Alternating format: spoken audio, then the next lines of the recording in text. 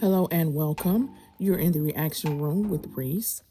Today's recap is season 1, episode 8. But before we get into it, I need a favor. Check out my playlist, and if you like my recaps, subscribe to my channel. Now let's see what's going on beyond the gates. We start off at the Dupree house. Vernon and Anita come home from her first chemo treatment. She realizes that he hasn't said anything about the test results. So Vernon tells her the news. Dani is worried sick about Naomi and Chelsea and their test results. Andre tells her, "Don't get yourself all worked up. Let me distract you." Nicole asks Carlton to meet her at Uptown. She tells him about her and Dani's test results. She says, "I'd trade places with her in a heartbeat." Over at the police station, the chief wants to know what's up with Jacob. He says, "Where's your head at?" And then Jacob tells him about Anita and the BRCA gene. He says, "This cancer thing is scaring the hell out of me." At the hospital, Naomi tells Ashley this blood work could change everything. And Ashley tells her that knowledge is power. And then Naomi says, "That new lab tech has the magic touch, doesn't he?" Ashley says, "I wouldn't know." Chelsea tells Madison that Anita getting sick has made her realize she needs to make some major changes in her life. Andre tells Dani, "I was out there wandering around, but you came along and you became my home." And Dani says, "There I was, mourning something that meant nothing. You're my home, too." Naomi encourages Ashley to go out with Grayson.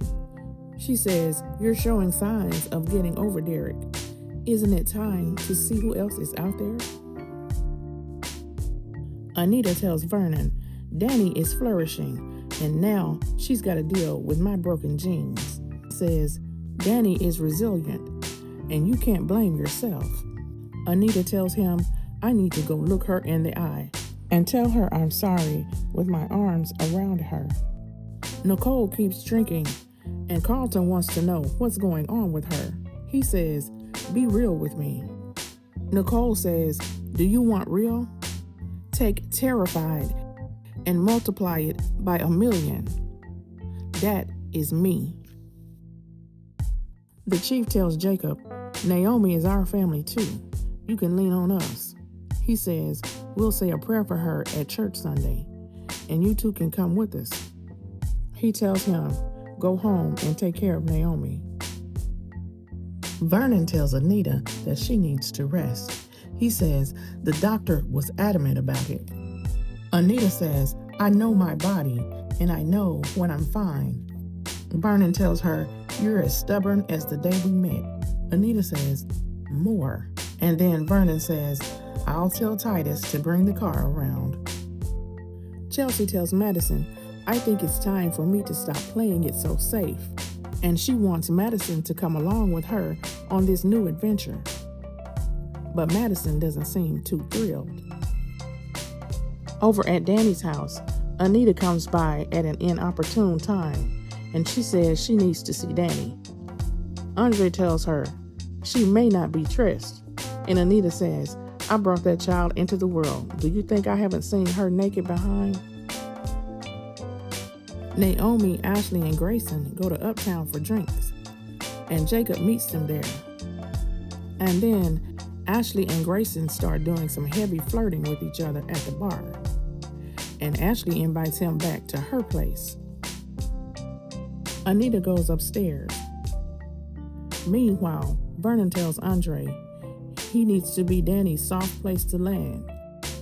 Otherwise, someone else will be. Anita goes into Dani's bedroom, and she gives her a big hug. She says, "I'm sorry for passing on this gene." And of course, Dani tells her it's not her fault. She says, "I am glad to be in this world as your daughter." Naomi only wants to talk about Ashley and Grayson, and Jacob thinks she's trying to avoid her blood test. She introduces him to Grayson, and then him and Ashley leave together. Carlton takes Nicole home, and clearly she's drunk. And then they start dancing, and Nicole goes in for the kiss. But Carlton doesn't want to take advantage of her. He says, "I don't want to be your escape. I want to be your real life." Dani tells Anita, "What you feel is exactly what I'm feeling." She says, passing the gene on to Naomi and Chelsea is worse than being sick herself. Nicole falls asleep on the couch, and Carlton puts a blanket over her and sits with her. Anita tells Dani she should schedule a follow-up. She says, "You need to act quickly."